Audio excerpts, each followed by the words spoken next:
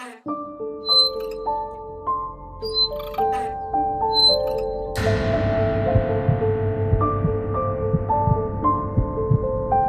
before phones and social media took over the planet, we actually had to go outside as kids. Maybe it's just where I live, but I don't see kids riding their bikes around or playing ding-dong ditch or doing any of those late-night troublesome kid activities anymore. But when I was a kid, and I'm talking anywhere from 9 to 17 years old, I was always outside with friends. At my childhood home, there was a park down the block from me that some of my friends and I would use as a hangout spot, especially at night since our parents would get mad at us for being loud. The park was perfect because it had a small patch of woods on 3 sides, and then it faced the street on the 4th side, and across from the park was another small patch of woods. So basically, we didn't have any neighboring houses watching us or calling the cops on us for making too much noise when we were in the park. This happened when I was like 13, that age where we were riding bikes to get literally everywhere every day. I think that day in question was a Saturday, and we had ridden to a nearby pizza place a little earlier, then went back to my friend Tony's house, which was also not far from my house. The 6 of us were hanging out in his backyard until his mom came outside and yelled at him to either be quiet, send his friends home, or go hang out somewhere else. By this point, 3 of our other friends decided to go home. Me, Tony, and our friend Rob decided to go ride to the park instead of calling it a night. It was only about a 5-minute bike ride, and there was something so refreshing about riding bikes at night. It felt easier and more relaxing. So the 3 of us got to the park, and to describe the park besides its surroundings, the actual park had a small baseball field, a small bleacher stand, a couple typical park benches, and a pretty decently sized playground with a swing set. We would always chill on the actual playground because it was a cool, elevated, hidden surface to just hang out on. At some point when we were chilling on the playground, Tony went, "Shh, did you hear that?" And we all stopped talking for a few moments to listen. When nothing happened, Tony explained that he thought he heard a footstep or some kind of thump on the playground that wasn't us. So naturally, we all kind of took a quick glance around the playground and ultimately didn't see anyone. But probably a few minutes later, there was a sound that we all heard this time, and it did sound like some kind of thud emanating from somewhere in the physical playground itself. Now we were slightly unsettled, because we were almost certain someone else was there making that noise. So we took another peep, this time actually getting up and walking around, and even calling out asking who was there. Of course, there was no response. So eventually, we settled back down up on the playground. We bolted for another few minutes until we heard yet another sound. This time it was a much more unsettling sound. It was the sound of a voice, a child's voice, and it came from inside the slide. One of those twirling metal slides you see at most typical playgrounds. I'm not gonna lie, when we all heard it, we genuinely freaked out. Even though yes, we did hear some weird sounds on the playground, we didn't hear anyone climbing into the slide, and the thumping sounds definitely didn't come from the slide. So naturally, I walked over to the slide and listened. Then I said, "Is someone in there?" And a voice said back, "Hello." It was a child's voice. I want to say a boy. They sounded like a toddler. I was 90% sure they said hello. My friends heard it too. We all gave each other these terrified looks. We had not heard anyone in the slide for the entire half hour we'd been there. I said down the slide, "Do you need help?" But there was no response now. In fact, we didn't hear the voice again. I had to assume there was a little kid stuck in there, so I climbed in and slid down. But as I slid down, expecting a child to appear around the corner the entire time, instead, I made it to the bottom only to find it was empty. I then did a scan around the ground level of the playground and the surrounding area, and there was not a soul in sight. My friends were just as shocked as I was. There was literally not a soul besides us around, and I'm telling you, it was not possible for someone to have run away that quickly, especially not a young child. We checked every possible place to hide, and there was no one. We were already beyond freaked out, but when we heard the same voice once again come from the slide, this time saying, "Catch me," we all bolted for our bikes. We pedaled faster than we ever had back to my house down the block. We regrouped and caught our breath in my backyard. We were trying to be quiet though, since my dad was likely asleep already, and he would get mad if we were loud outside. So we sat amongst ourselves talking about what just happened and any possible explanations. But things only got stranger when there was a knocking on the backyard gate. Yes, like someone was knocking as if asking permission to come in. I said, "Who is that?" thinking maybe it was a family member, but it was an unfamiliar woman's voice. She said hello, and then said, "Were you guys just at the park before?" We once again looked at each other in nervousness. There's a tiny crack in the gate where it met the fence that you could look through and see to the other side.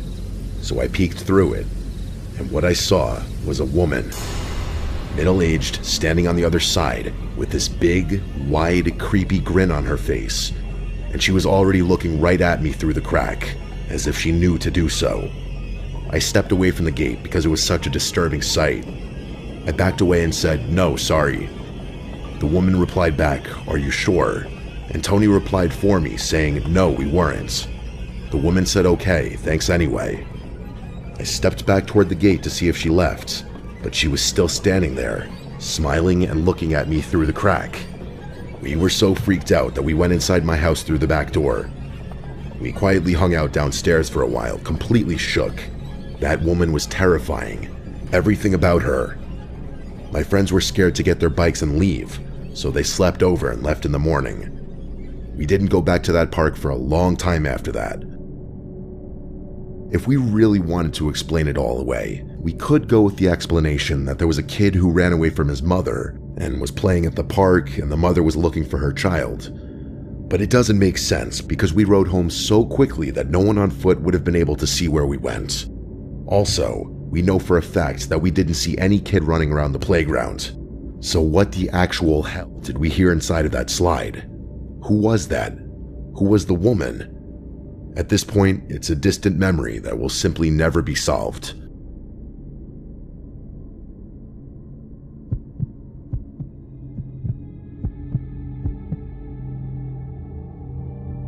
I never thought a normal walk in the park could turn into one of the scariest nights of my life, but it did. I live in a small suburban town, the kind where everyone knows everyone else, and most people think it's safe to be outside at any time. It was a Friday night in the summer of 2018. I had just finished a late shift at work, and I wanted to clear my head before going home. The local park was only a few blocks away from the apartment, and I used it a lot to jog or just walk when I needed to think. That night, it was quiet, almost too quiet. The sun had set maybe an hour before, and the street lights inside the park were on, but the main walking path still felt shadowed under the trees. I remember thinking how peaceful it was as I entered, the smell of freshly cut grass lingering in the air. I wasn't expecting anyone to be there. Most of the time on a weekday night, I'd be alone or maybe see a few people walking dogs or a couple of teenagers sitting on the benches. I had my headphones in, listening to music at a low volume, and I started walking along the main path. At first, everything was normal. I noticed a couple of dogs running in the distance, and some people walking slowly, laughing quietly. It felt calm, almost therapeutic, but then I started noticing little things that made me feel uneasy, though at the time I tried to brush them off. The first thing I noticed was a man sitting on a bench not far from the path. He was wearing a hoodie, the hood pulled up over his head even though it wasn't cold. He wasn't doing anything in particular, just sitting and staring straight ahead. I didn't think much of it at first. People sit on benches all the time, but as I passed, I realized he was looking at me. He didn't move when I walked by, didn't even shift his eyes from me. It made me uncomfortable, so I picked up my pace a little, telling myself he was probably harmless. I kept walking, trying to shake off the feeling, but then I heard footsteps behind me. I paused, and the footsteps stopped. I waited for a few seconds, then continued walking. They started again, matching my pace exactly. My heart started to beat faster, but I told myself it was probably just someone else taking their own walk. Still, the footsteps were too deliberate, too in sync with mine. I decided to take a different path, one that led through a smaller section of the park with fewer lights. The main path was still ahead, but I wanted to cut through a side trail that looped back toward the street. I figured I could get home faster that way and maybe avoid whoever was behind me. As I turned onto the trail, I noticed the man from the bench had stood up and was walking in the same direction. I thought maybe it was a coincidence, but something about the way he moved made me stop and stare. He wasn't jogging or taking a normal stroll. It was slow, almost like he was matching my pace without looking directly at me. I took out my phone and checked the time, then pretended to make a call, holding it up to my ear. The man didn't react. He didn't seem to care that I was looking at him. I forced myself to keep walking, trying not to panic. I thought maybe if I went faster, he'd eventually leave me alone. I broke into a light jog, and he did the same, keeping exactly the same distance behind me. My mind raced. Why was he following me? Was he dangerous? Should I run back the way I came?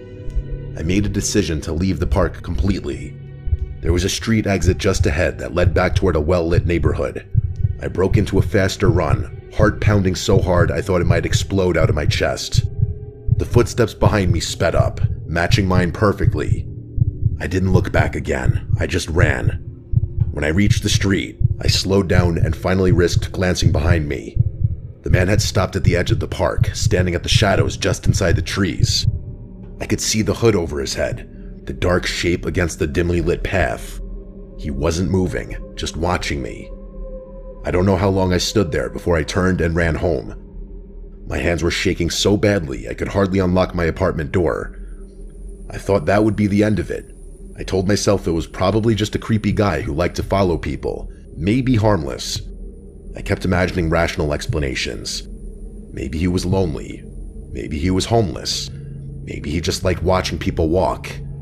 I tried to go back to my normal life, but I couldn't stop thinking about that night. A few nights later, I was back at the same park, this time during the day, trying to convince myself it was safe. I walked along the same path I had walked that night, scanning the area for anything unusual. Everything looked normal, and I started to relax a little, but then I noticed the same bench where I had first seen him. It was empty now, but someone had scratched something into the wood. I couldn't make out exactly what it said. It looked like letters carved hastily, some of them smeared as if whoever did it didn't want it to be legible. My stomach turned. I snapped a picture and walked away quickly. After that, I tried to avoid the park at night completely. But the worst part wasn't that I felt unsafe. It was the feeling that someone knew I had been there, that someone was waiting even when I wasn't looking. I started noticing small things in the neighborhood too. Shadows moving in the corner of my eye, a figure across the street that would vanish when I looked directly, a car parked down the block that I didn't recognize, lights turning on in houses when I walked past. I kept telling myself it was paranoia, that I was imagining things, but the memory of that night never left me. One evening, maybe 2 weeks later, I decided to go jogging again in the early evening, thinking it was safer than nighttime. I stayed on the main street, not going into the park at all. As I passed the edge of the park, I noticed something that made my blood run cold. A figure was standing just inside the tree line, barely visible. It was the same height and build as the man from before, and the hood was up again. I froze in place. He didn't move, but I had this overwhelming feeling that he had been there for hours, just watching. My instincts screamed at me to run, but I forced myself to move slowly, keeping my eyes on him. When I reached my car, I jumped in, locked the doors, and drove away, constantly glancing back in the rearview mirror. I never saw him again after that night. At least, not in the park. But sometimes when I walk through the neighborhood, or even near my apartment, I get that same feeling, that someone is watching me, just beyond my line of sight. I've checked the park security cameras in the past, and nothing unusual shows up. No one was captured entering the park at night, and the areas I walked are supposed to be covered by cameras. I don't know if he was someone who knew how to avoid them, or if it was someone who had been living there without anyone noticing. The strangest part is that I never heard anything directly from him. No voice, no movement besides the footsteps, just that presence. I've told friends and family, but most of them dismiss it as paranoia. I know what I experienced, and I can't explain it. I've learned to avoid that park completely at night, and even in the day I stay on the main streets, but the memory sticks with me. Sometimes late at night, I find myself staring at the dark tree line where he stood, wondering if he's still there, waiting for someone else. I never go back, but a small, irrational part of me feels like he could still be there, even now, hiding just out of sight, watching anyone who dares to walk alone. I don't know why he picked me, or if it was random. I don't know if he was dangerous or just interested. All I know is that feeling of being followed, being watched without anyone seeing. It's something I'll never forget. Even writing this now, I feel a chill remembering the quiet way he moved, how he stayed just out of reach but always present. I still take my walks, but I make sure I'm never alone in the park after dark. And sometimes when I'm home, I swear I hear the sound of footsteps outside, far enough away to be unnoticed, but close enough to remind me that I'm being watched. I tell myself it's probably nothing. I hope it is, but I can't shake the feeling that somewhere out there, he's still waiting, watching and stalking me like he was that night. I never reported him to the police. There was no evidence or proof that anyone was there except me. I thought about it, but I couldn't even describe him clearly.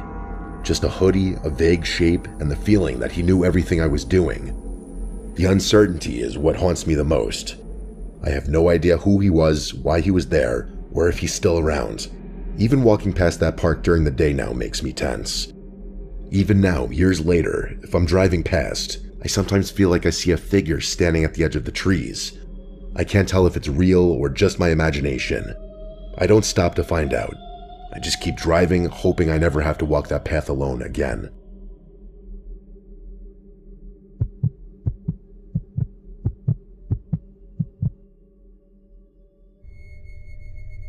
This event happened less than 24 hours ago.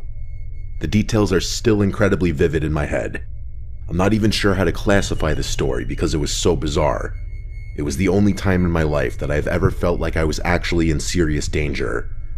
Myself and a group of 5 friends were hanging out at a popular public park in my area called the Overlook because it had a great view of downtown and nearby universities. It was very late in the evening, around 11 o'clock. It was supposed to be just a chill rendezvous. We had no plans of doing anything other than hanging out on the park benches and talking. However, one of my friends said that he had Roman candles in his trunk and suggested that we light them off. The Overlook is probably the worst place in the entire park to light fireworks, so I suggested we go to a more secluded part of the park called the Loop. The Loop is just a few minutes away from the Overlook, and most of it is surrounded by trees, so only people within that part of the park would be able to see what we were doing. All 6 of us piled into 2 separate cars and made our way over to the Loop. Although there was plenty of street parking within the Loop, we decided to park outside on a nearby street just in case anything went wrong. We started walking toward the actual Loop part, which is basically a huge cul-de-sac surrounded by woods. The driveway to the Loop is very long and winding, cutting through a thick tree line. You can't see anything within the Loop from outside because of the trees. We noticed a few cars parked in different spots, but we thought nothing of it as people walk in this park frequently. Still, it was strange for such a late hour. As we walked deeper into the Loop, we noticed several cars parked around the cul-de-sac with their lights off. Suddenly, a truck behind us started moving, with its headlights off. It was facing the opposite direction toward the entrance of the Loop, but it quickly made a U-turn and headed in our direction. We all found this strange and hid behind some trees. The truck passed us slowly, then continued around the Loop, drove back toward the entrance, stopped suddenly, and made another U-turn. All of our stomachs sank. The truck was small, probably only fitting 3 people, yet there were 6 of us, all over 6 feet tall. Still, we were frightened and creeped out. For some reason, my friend thought that was the perfect time to light a Roman candle, and sparks flew in our direction. The truck immediately turned its headlights on and started slowly driving toward us. We ran further into the tree line, which was on a downward slope, and we hid behind more trees. However, the truck went over the curb and drove through the grass toward us. Whoever was driving must have seen us running, because they turned on their high beams and laid on the horn. We sprinted as fast as we could into the woods. These weren't paths people normally walked through. There were bushes and tall grass, making it difficult to move. About 20 feet into the woods, we began hearing voices from the truck and saw more pairs of headlights turn on from the Loop. During our sprint, we had become separated. I was with 2 friends and we didn't know where the other 3 were, but that wasn't our main concern. 2 men stepped out of the truck and sprinted down into the woods with flashlights. My friends and I lay flat on the ground, trying to stay hidden. I managed to squeeze under a large bush, but my other two friends were still partially exposed. We were in a sunken part of the woods, with part of the loop directly above us. It was quiet for a few minutes until we heard footsteps and saw flashlights from above. We didn't know if they could see us, but we were basically trapped. One group was searching from the front, and another was searching from above. We didn't understand why they were so upset about the fireworks. None of them had come near any of their vehicles, and fireworks are legal in our state. All we could do was hide and hope they didn't find us. After about 15 minutes, we saw the truck pull out of the grass and back onto the street, then drive away. The other headlights disappeared, but we never saw the men who had entered the woods come out. To make matters worse, one of my friends realized he had lost his phone somewhere in the woods while running. Finding it was surprisingly easy, but sneaking out of the woods and back onto the road leading to the loop was difficult. It was pitch black, and we couldn't use our flashlights or phones because we didn't want to alert the men of our location. We regrouped with one friend who had been hiding close by. He said one of the men had run right past him but didn't see him. However, he noticed the man was carrying what looked like a knife or some kind of melee weapon. After hearing this, we sprinted down the road toward the entrance. That's when we noticed the same truck from earlier, about 50 feet from the entrance. Fortunately, a dense patch of woods nearby allowed us to sneak into it and move toward the exit. Somehow, whoever was in the truck realized we started moving, because they immediately turned on their high beams and pulled the truck to the edge of the woods. At that point, we ran as fast as we could. The truck followed us along the road, but we quickly cut deeper into the woods. Eventually, we reached a main road that led out of the loop. The truck didn't follow beyond the entrance. We took 2 different back roads to get back to our cars to make sure we weren't being followed. We didn't hear from our other friends until a few hours later. They had managed to escape much quicker by running without hiding. I'm never going back to the loop. I don't know what those people wanted or why they made such an effort to hunt us in the woods, but I'm sure it wasn't good. It felt like an eternity at the time, and I've never been more scared in my life. I truly didn't know what was going to happen.